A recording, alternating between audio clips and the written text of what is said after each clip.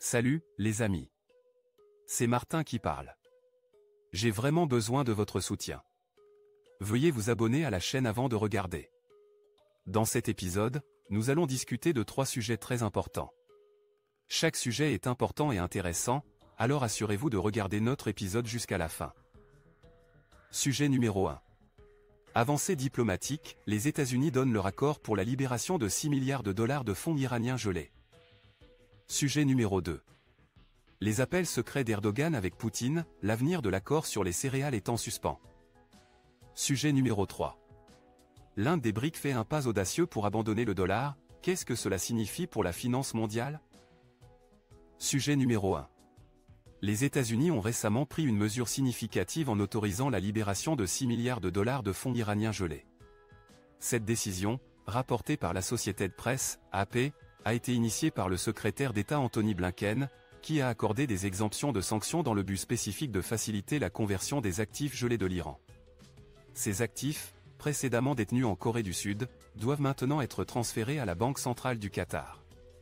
Le but ultime de cette transaction est de permettre à Téhéran d'utiliser ces fonds pour l'achat de biens qui ne sont pas soumis à des sanctions. La décision de Blinken vise principalement à répondre aux préoccupations des banques européennes, qui étaient réticentes à violer les sanctions américaines dans leurs relations avec l'Iran. Ce qui rend cette évolution intrigante, c'est la suggestion formulée par plusieurs médias aux États-Unis selon laquelle ces exemptions pourraient faire partie d'un accord plus complet entre les États-Unis et l'Iran. Cet accord spéculatif pourrait potentiellement inclure un volet important d'échange de prisonniers. Selon ces rapports, 5 Américains actuellement détenus en Iran pourraient être autorisés à partir en échange de la libération de 5 Iraniens détenus aux États-Unis, le tout dans le cadre du transfert des fonds gelés. Cependant, il est important de noter que les responsables iraniens ont toujours affirmé qu'il n'y avait aucun lien direct entre l'échange de prisonniers et la libération des actifs gelés. Le ministre iranien des Affaires étrangères, Hossein Amir-Abdollahian, a clairement souligné que l'échange de prisonniers devrait être considéré comme une question humanitaire entièrement indépendante de toute considération concernant les actifs iraniens. Afin de fournir plus de clarté, Amir Abdollahian a précisé en août que l'accord récent avec les États-Unis portait sur 2 problèmes distincts, l'échange de prisonniers et le dégel des actifs iraniens qui étaient détenus à l'étranger, apparemment sous prétexte des sanctions américaines. Il a révélé que le processus de transfert de ces nouveaux actifs iraniens libérés des banques sud-coréennes vers une banque européenne avait déjà commencé le 10 août, soulignant que cela se ferait en plusieurs phases.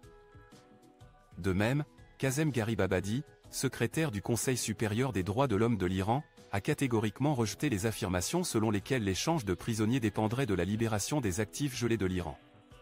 Garibabadi a affirmé que les négociations de l'Iran avec les États-Unis étaient exclusivement axées sur la défense des droits de ses citoyens injustement emprisonnés aux États-Unis pour des accusations que l'Iran considère comme infondées.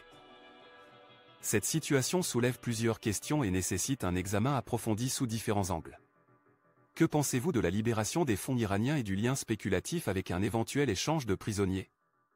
Nous vous invitons à partager vos opinions dans la section des commentaires ci-dessous et à engager un dialogue plus large sur cette problématique complexe. Sujet numéro 2. Appel secret d'Erdogan avec Poutine, le sort de l'accord sur les céréales en suspens. Le président Erdogan a déclaré qu'il continuerait d'avoir des conversations téléphoniques avec le président russe Vladimir Poutine concernant la reprise de l'accord sur les céréales de la mer Noire. Cet accord vise à aider les pays africains sous-développés. Erdogan a cité les allégations de Poutine selon lesquelles l'Occident n'aurait pas respecté ses promesses concernant l'accord sur le corridor des céréales, négocié par la Turquie et l'ONU l'année dernière. Le plan initial était d'envoyer 1 million de tonnes de céréales aux pays africains nécessiteux après les avoir transformées en farine en Turquie, avec l'aide financière du Qatar. Erdogan a exprimé son intention de demander à Poutine d'augmenter la quantité de céréales, tout en insistant sur le fait que l'Occident devrait remplir ses responsabilités. La Turquie vise à soulager les pays africains les moins développés en augmentant ses exportations. Le président turc prévoit d'en discuter avec Poutine lors de leur conversation téléphonique. Erdogan a également affirmé que la Turquie participera activement aux négociations pour stabiliser les conditions mondiales et prévenir d'éventuelles crises énergétiques et alimentaires. Il a souligné que les efforts de la Turquie à cet égard seront également un sujet de discussion important lors de la prochaine Assemblée générale des Nations unies. En termes de relations économiques, Erdogan a déclaré que lors de sa visite à New York, il discutera directement avec de nombreuses entreprises ayant des investissements en Turquie. Il a mis en avant la création d'un hub de gaz naturel en Turquie, qui jouerait un rôle dans la détermination du prix mondial du gaz naturel. De plus, Erdogan a discuté avec le président de la Corée du Sud de projets de construction d'une troisième centrale nucléaire en Turquie, en plus de la centrale Akkuyu construite par la Russie et de la deuxième centrale prévue. En ce qui concerne le corridor économique Inde-Moyen-Orient-Europe, Erdogan a souligné le rôle crucial de la Turquie pour sa réalisation, car la route la plus adaptée des en ouest devrait passer par la Turquie.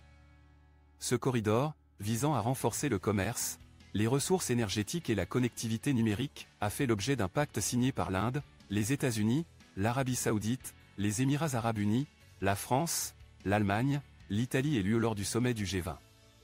Ce projet multinational ferroviaire et maritime vise à établir des liens économiques entre l'Europe, le Moyen-Orient et l'Inde grâce à des lignes ferroviaires et maritimes.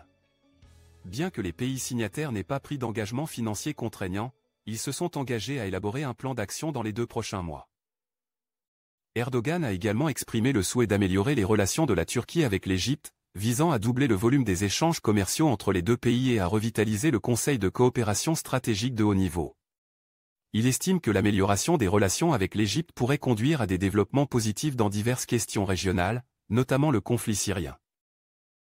En conclusion, les efforts du président Erdogan pour promouvoir la coopération économique grâce aux exportations de céréales et aux corridors commerciaux, ainsi que pour faciliter les discussions sur les projets énergétiques et améliorer les relations avec l'Égypte, ont des implications plus larges pour la stabilité régionale et la coopération internationale.